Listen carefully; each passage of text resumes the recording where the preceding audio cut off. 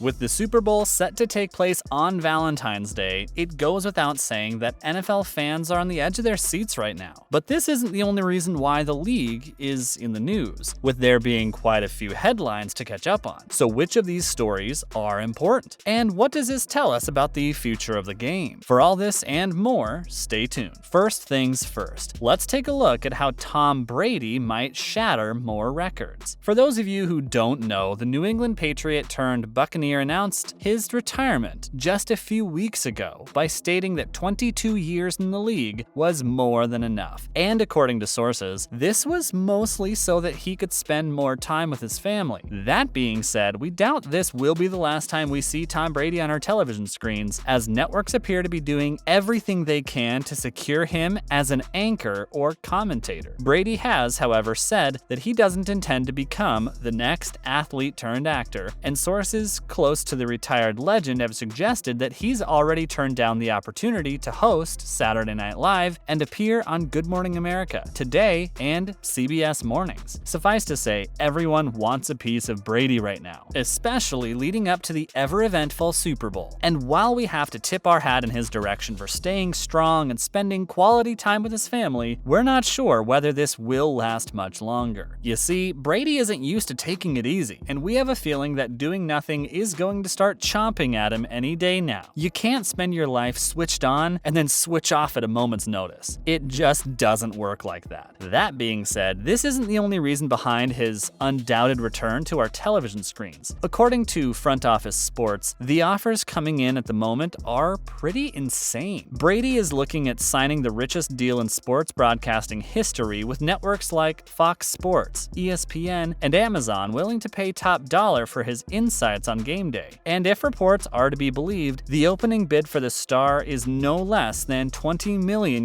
at the moment, which is a sum that not many retired professionals would turn down. Experts are also estimating the cost of Brady to go as high as $25 million in the future, depending on the network he decides to cast for. But for now, it looks like Brady is still standing by his remarks that he wants to spend more time with his family, something he was rather thankful for when headlines blew up regarding his retirement speech. For those of you who missed out, the retired quarterback was somewhat criticized by Patriots fans upon noticing that he hadn't once mentioned his previous team while making the announcement of his retirement. But the majority of the NFL fans knew this was because Brady had given the Patriots a heartwarming speech when he moved over to Tampa Bay Buccaneers. He hadn't yet thanked Tampa for giving him the opportunity to retire while a member of their team, though, which is why most of the focus was placed on his current team. Not exactly rocket scientist, but apparently something that had to be explained. As we mentioned though, it doesn't look like we've seen the last of Brady yet. Brian Flores also made headlines leading up to the big game though, but these headlines are far more disappointing than they are exciting. You see, the NFL has battled with coaching diversity for quite some time now. Despite the majority of the player base being African American, there are less than a few black coaches on the roster, something that doesn't exactly make sense when you place the two rosters next to one another. And since the Bengals are set to take on the Rams this coming Sunday in a Super Bowl to be remembered, ex-Dolphin coach Brian Flores thought he'd make use of the extra coverage and bring up the overwhelming lack of coaching diversity once more. The Super Bowl is often considered to be the most watched sporting event of the year, after all. And with Americans being somewhat connected to it in the traditional sense, you can imagine just how divisive the statement of Flores became. On the one side, we have those who agree with Flores 100%, stating that there should definitely be more African-American coaches considering the ex-players that are floating around at the moment. But then you have those who just want to watch the game and aren't too bothered with racial injustices so long as their teams are doing well. Remember, Flores is doing a lot more than talking though. He has also launched a class action lawsuit against the Dolphins for canceling his contract as coach despite coming off of 2 winning seasons. But what do we actually know about the lawsuit of Brian Flores? Well, according to the reports, the 58-page lawsuit that was filed earlier this month suggests that the NFL as a league remains underpinned with systematic racism. It also alleges that this was the reason behind the eventual dismissal of the successful coach, who couldn't be blamed for a lackluster performance. If Flores is to be believed, the Dolphins put on a bit of a show and had him interviewed for the head coach position once more. But in the end, these interviews were nothing more than shams designed to make him feel as if he was being considered for a contract extension. But this is incredibly difficult to prove, especially since an NFL team has the ability to drop a coach regardless of performance. You see, there could be many reasons behind a dismissal. The coach in question could have butt heads with the team owner, or refused to make certain decisions that were in the team's best interest in the long run. Suggesting systematic racism is also difficult when coaches like Lovie Smith exist, a man who has just become the first African American to ever lead 3 different NFL franchises. But as we mentioned earlier, it is a bit strange that the coaching roster lacks African American talent, considering just how many players are black. So it may very well be the case that Flores is onto something. Either way, this is going to take some time to be resolved, so we'll have to wait to see more. Another possible controversy lies in Eric Dickerson threatening to boycott Sunday. And it goes without saying, but fans of the Los Angeles Rams are shaking in their boots at the prospect of the legendary player missing from action. When speaking in a radio interview last Thursday, Dickerson went on to say that he wasn't actually planning on attending the Super Bowl, despite his former team being one of the contenders for the title. According to Dickerson, he was offered poor seats by the Rams, which would have him sitting in what is often referred to as the nosebleed section. And since he'd have a much better time watching the game from the comfort of his own home, he'd suggest that he'd most likely be doing that come Sunday. That being said, Dickerson is somewhat lucky that the Rams decided to give him tickets at all, considering the up and down nature of his post-retirement relationship with the team. Remember, he was banned from the sidelines back in 2016 by Jeff Fisher after he had a rather aggressive conversation with the then coach. This public criticism eventually led to Fisher being fired, but didn't stop Dickerson from speaking out about some of the strange changes that had been made to the Rams team over the years. Should his prior team have given him better tickets though? Probably. The guy's an absolute legend of the franchise after all. And considering how often he speaks out against the organization, the Rams should have seen this coming at the end of the day. Odell Beckham doesn't feel the same though, and will do anything to stay. At least that's what the headlines are reading at the moment, with Odell Beckham stating that he would have taken a salary cut if it meant staying with the team that's given him the opportunity to be great. After being released by Cleveland and signing a 1-year deal with the Rams, his time at the team is coming to a quick close. In fact, Beckham is looking to enter free agency come March of this year. So it makes sense that he has done everything he can do to solidify himself a place at his current team, and by the looks of things, the Rams would be somewhat senile to not jump at the opportunity to retain him. He's gotten stronger with his time in Los Angeles and will no doubt continue to rise to the occasion once retained by the Rams. But as we mentioned earlier, the team can make some strange decisions, so we'll have to see if he's given another opportunity in the future. And there you have it, everything you need to know about the NFL at the moment. Who will you be supporting come Sunday though? And how do you feel about the statements made by Brian Flores? Be sure to let us know in the comments section down below.